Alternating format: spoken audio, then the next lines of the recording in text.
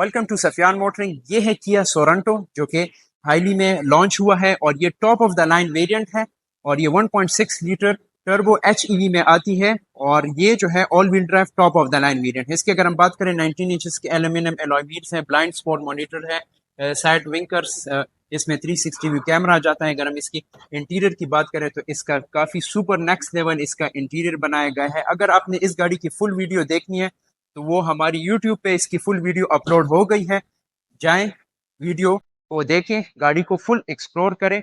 और अगर आप बुकिंग के हवाले से हमसे कोई क्वेश्चन पूछना चाहते हैं तो स्क्रीन पर दिए गए नंबर पर हम हमसे डायरेक्ट कांटेक्ट कर सकते हैं।